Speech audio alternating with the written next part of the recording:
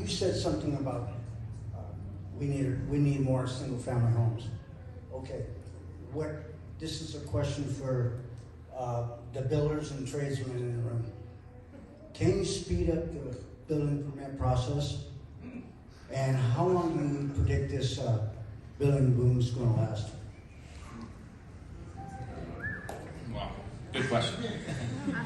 And I'm not a builder, just so you know, but I definitely, I know that there are areas that there's a lot of extra red tape in the process of issuing permits, and I know that we can, as a city council, can definitely do something about that.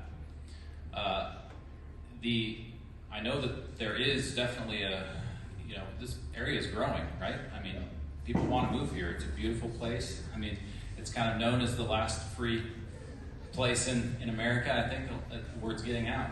Yeah. And I think we need to handle that growth. We need to have a plan to handle that growth. And I think that as these areas are developed, we need to make sure that the infrastructure to support those areas is also planned out and paid for by the developers, not by the taxpayers. That needs to be something we need to do.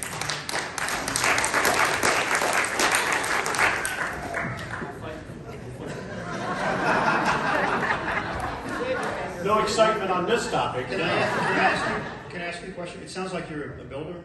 I'm a tradesman builder. Okay, so what impediments does the city place in front of you in developing properties?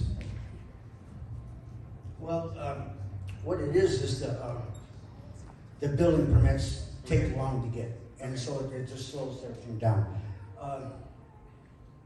How long does it take? About 6 months. Okay. Yeah, and for like homeowners who want to remodel their homes, it takes a while. Okay, And let me. okay. So why do you see particular reasons why it takes that long? I'm looking for something that we can do to help you eliminate Sure. these things. Maybe I would say the influx of people has a lot to do with it, and maybe you guys could increase the building department a little and hire a couple more people.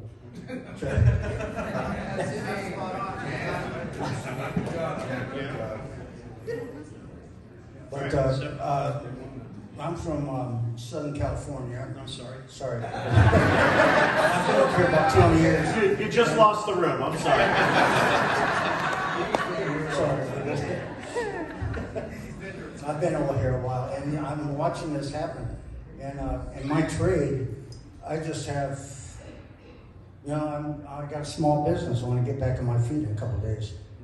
And I've been hearing nothing but just people are waiting in line to get their work done. Right. And that's good for us. So so I see this as just normal for me to see this much people coming. It's just common. Well, we do want to get those homes built, and we want to make it easy to do business in this city. All of us, we all want to do that. That's the growth of the community.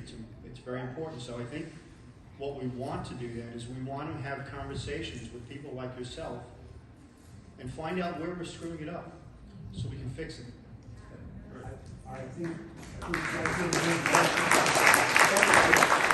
Elaine, did you want to say something, or Roger? Roger. Okay, go ahead, Roger. Yeah, to repeat what Joe said, you're the expert, and that's where the community needs to have a voice. We talked about employees and what would make you fire an employee, what would make you fire any employee. And so we work for you guys, and the bureaucrats work for us. And so that's how you would look at that. And so you would be the expert on the building of what would make it easier for you. The other part of your question is, how long do you think the boom is going to last? Now, right, so the current city council is doubling down on the boom. And the boom started about a decade ago. It didn't start in the last year.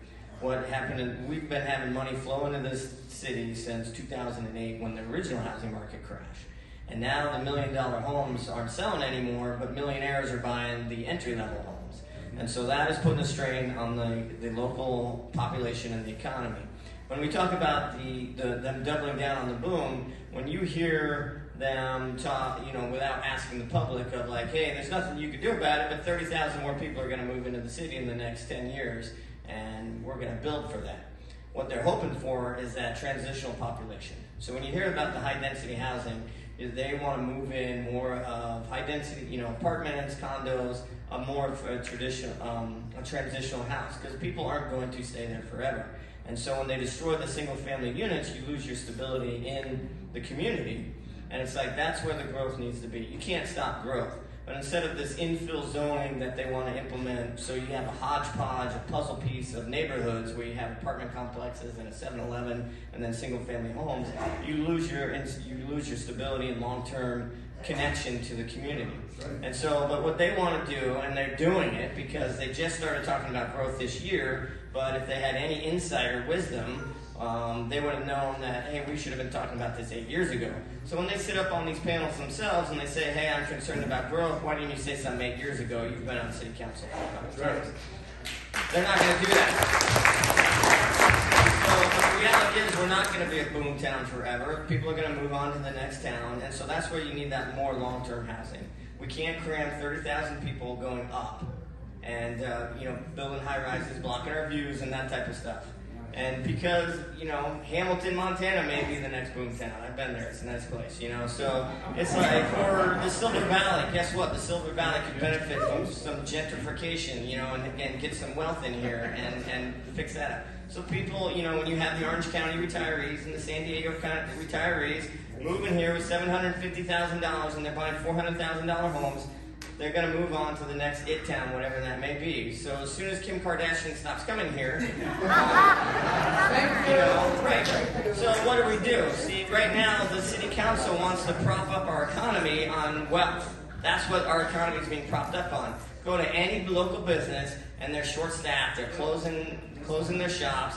The hospital is missing 700,000 not 700,000, 700 employees. So even the hospital can't staff its employees. Who's waiting in line at Fred Meyer to the cheese section because they only have 50% capacity of employees? And so the current city council's plan for growth is wealth. That's their plan. They think their economy can be based on wealth, and it can't. We need to grow the local businesses and really support a more long-term stability in our community. There you go.